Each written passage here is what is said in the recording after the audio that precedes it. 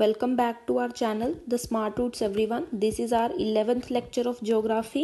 In previous video, we have dealt with glacial landforms. In today's video, we are gonna deal with marine and karst landform. Marine landform, as the name suggests, it is the landforms made by a sea or ocean. ठीक है, हम landforms start करने से पहले कुछ एक दो terms हैं जो मरीन इकोसिस्टम से रिलेटेड हैं, उसे कवर कर लेते हैं.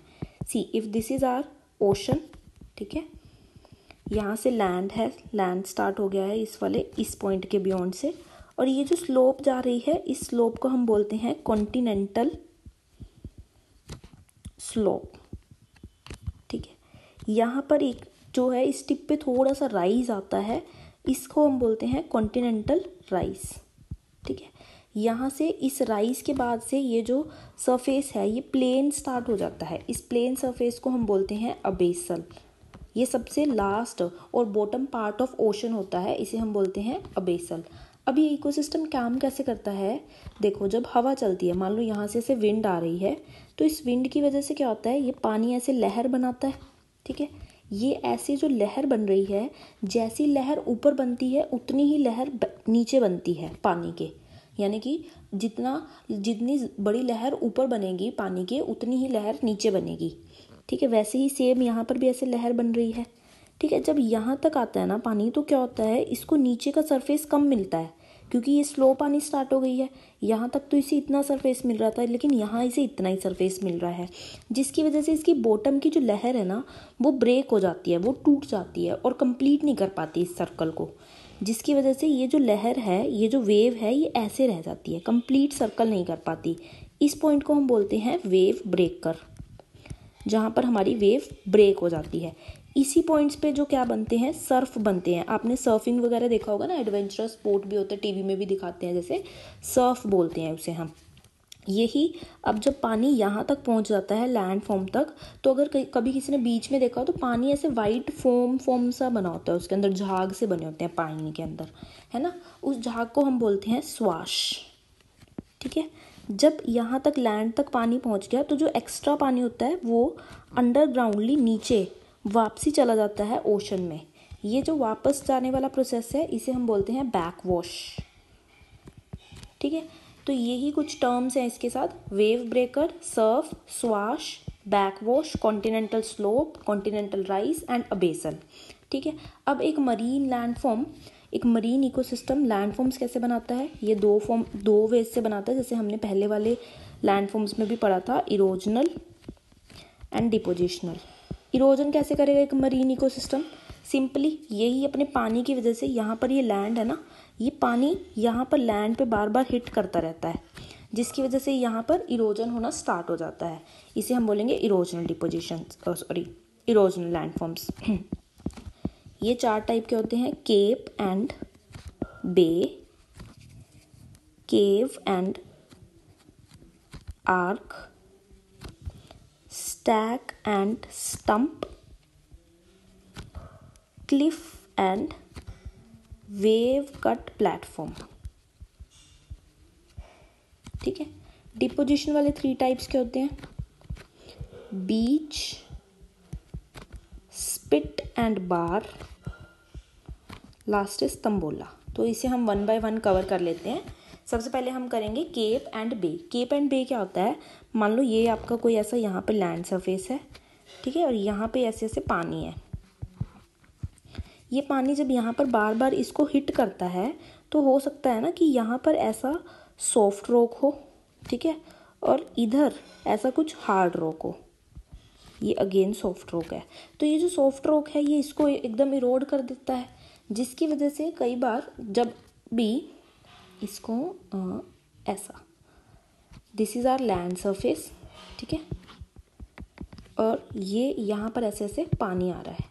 जब भी एक ओशन किसी भी लैंड फॉर्म को ऐसा वी शेप के अंदर कट कर देती है, ठीक है, ऐसा वी शेप के अंदर कट कर रही है, तो जहाँ पर पानी है इसको तो हम बोलते हैं बे, और जो ये हमारा जो लैंड फॉर्म है इसको हम बोलते हैं केव. इसका बेस्ट एग्जांपल है इंडिया. इंडिया का मैप कुछ ऐसा है, अगर आपने कभी किसी देखा हो तो. ये हमारा क्या है, लास्ट टिप.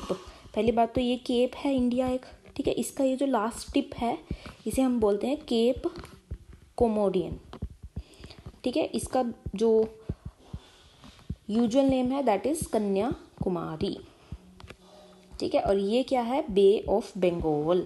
इसका क्या मतलब है कि ये जो पानी वाला सिस्टम है, जो पानी वाला एरिया है जहाँ पर इसको वी शेप से में काट दिया है ओशन को, उसे हम बोलते हैं वेव, बे, और दूसरा हम बोलते हैं केव। नेक्स्ट है cave, cave and arch. Cave and arch क्या होता है, मान लो यहाँ पर ऐसा कोई लैंडफॉर्म है ना, ऐसा लैंडफॉर्म है।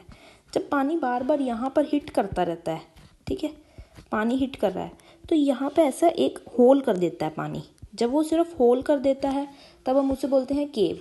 ये नीचे वाली सेकंड इमेज में देखो कि ये ऐसा बड़ा सारा लैंडफॉर्म था यहाँ पर, है ना, उस पे पानी ऐसा ऐसा हिट करता गया तो ऐसा केव बन गई है एक, ठीक है। जब ये बहुत ज़्यादा हिट करता रहेगा तो over the period of time क्या होगा, ये लैंड यहाँ से पार हो जाएगी, ठीक है, ये पानी यहाँ से पार हो जाएगा, नॉट लैंड, और ऐसा इसको बिल्कुल खोल देगा। इसको हम बोलते हैं आर्क। सी, अगर ऐसा कोई लैंड स्ट्रक्चर है, ठीक है, और यहाँ पर ऐसे ऐसे पानी हिट करता जा रहा है, तो पहले ये केव बनेगी, ठीक है, फिर over the period of time ये ऐसे आर्क बनेगी, यानी कि यहाँ से पानी आर पार जा सकता है, ठीक है। उसके बाद है stack and stump. Stack and stump क्या होता है, ये अभी हमने देखा कि ऐसे ऐसे हमारे पास लैंडफॉर्म था, यहाँ पर इन्होंने आर्क बना दी, ठीक है, ये आर्क बन गई। जब एक सेकेंड, ये हमारी ऐसे आर्क बन रही है। अब ये जो है, ये इतना सा यहाँ पर स्पेस रह गया है, ये over the period of time ये स्पेस वीक हो जाएगा और ये कोलैप्स कर जाएगा। जब ये वाला स्पेस भी गिर जाएगा तो ये देखो, ये वाला स्पेस भी ऐसे गिर गया, तो जिसकी वजह से क्या हुआ, ये वाला लैंडफॉर्म अलग रह गया और ये लैंडफॉर्म अलग रह गया। इसे हम बोलते हैं स्टैक। जैसे इस पिक्चर में देखो, कई सालों पहले ऐसा होगा कि ये पूरा एक था, कुछ इस तरह से, ठीक है, कुछ इस तरह से ये एक था। यहाँ से पानी आया, आता गया, इसको हिट करता गया। इसने पहले केव बनाई, फिर इसने पूरा आर्क बनाया। आर्क जब यहाँ से कोलैप्स हो गया तो ये एक पत्थर अलग रह गया और ये पूरा जो फीचर था ये अलग रह गया, ठीक है। तो ये जो एक पत्थर अलग रह गया इसे हम बोलते हैं स्टैक। और जब इसको भी पानी हिट करता जाएगा तब ये और छोटा हो जाएगा, तो इसका जो छोटा वर्जन है उसे हम बोलते हैं स्टम्प। स्टैक और स्टम्प में कोई फ़र्क नहीं है, दोनों सेम चीज़ है, बस साइज़ का फ़र्क है। Stack is larger in size, stump is smaller in size, बस इतना फ़र्क है, ओके। इसके बाद हम करेंगे Cliff and wave cut platform. अगर मान लो ऐसा कोई बड़ा सारा प्लेटफॉर्म है, ठीक है, ऐसा पत्थर सा है यहाँ पर, इसके यहाँ से पानी आ रहा है, पानी इसको हिट कर रहा है बार बार। पानी हिट कर करके क्या करता है, इसको इतना काट देता है, मान लो इतना इसको इसने काट दिया पानी ने। जब पानी इतना काट देगा तो इसको नीचे से सपोर्ट नहीं मिल रहा, तो ये भी पूरा का पूरा ऐसे गिर जाएगा नीचे, ठीक है। जिसकी वजह से क्या होता है, over the period of time ये कुछ ऐसा बच जाता है, क्योंकि ये वाली चीज़ तो गिर गई हमारी, तो ये ऐसा बच जाता है, यहाँ पर प्लेटफॉर्म बच जाता है, ये क्लिफ बन जाता है। इस पिक्चर में देखो, जैसे ये देखो, ये जो प्लेटफॉर्म है ये ऐसे हाइट पे है ना, जो हाइट पे प्लेटफॉर्म होता है उसे हम बोलते हैं क्लिफ, और ये जो ऐसा प्लेटफॉर्म इसके नीचे बच गया है इसे हम बोलते हैं वेव कट प्लेटफॉर्म, ओके। इसके बाद है डिपोजिशनल लैंडफॉर्म। बीच हमें सबको पता ही है, बीच कैसे बनता है कि यहाँ पर पानी है ना, पानी अपने साथ सेडिमेंट्स, ये ऐसा कोई लैंड है, यहाँ पर पानी अपने साथ सेडिमेंट्स लेके आता है, पत्थर लेके आता है, सिल्ट लेकर आता है, ठीक है, सैंड लेकर आता है, इन सबको वो यहाँ पर इकट्ठा करता जाता है, ठीक है। जब वो इकट्ठा करता जाता है तो उसे हम क्या बोलते हैं, बीच बोल देते हैं। बीच इज़ वेरी सिंपल, मैंने उसको कुछ फोटोग्राफ नहीं लगाई बिकॉज आई एम अज्यूमिंग कि सबको पता ही होगा, ठीक है। उसके बाद है spit and bar. Spit and bar क्या होता है, जैसे यहाँ पर लैंडफॉर्म है आपका, ठीक है, ये लैंडफॉर्म है और इधर से पानी जा रहा है, ठीक है। पानी का जो, हवा का जो डायरेक्शन है, अगर ये वाला डायरेक्शन है, पानी का डायरेक्शन इधर का डायरेक्शन है ना, और जो हवा का डायरेक्शन है वो इधर का डायरेक्शन है, तो हवा की वजह से कुछ यहाँ पर जो सेडिमेंट्स हैं डिपॉजिट हो जाते हैं। अगर इस स्टाइल में अगर वेव के अपोजिट डायरेक्शन के अंदर सेडिमेंट्स डिपॉजिट होते हैं तब हम उसे बोलते हैं बार, और अगर वेव के सेम डायरेक्शन में अगर सेडिमेंट्स डिपॉजिट होते हैं तब हम उसे बोलते हैं स्पिट, ठीक है। जैसे कि इस पिक्चर के अंदर यहाँ पर ये आइलैंड है कुछ, ठीक है, और इसी डायरेक्शन में ये जो है स्पिट जो डिपोजिशन हुआ है तो उसे हम बोल रहे हैं स्पिट। और यहाँ पर देखो आइलैंड इधर है और इसके पैरेलल में यहाँ पर जो डिपोजिशन हुआ है इसे हम बोलते हैं बार। ओके, उसके बाद है तंबोला। तंबोला क्या होता है, जैसे यहाँ पर ये हमारा लैंड था, है ना, और यहाँ से ऐसे पानी था। अगर यहाँ पर डिपोजिशन हो गया कुछ, यहाँ पर ऐसा एक आइलैंड बन गया, ठीक है। अगर ये अकेला ऐसे इतना सा डिपोजिशन हुआ होता तो इससे हम बोलते हैं आइलैंड।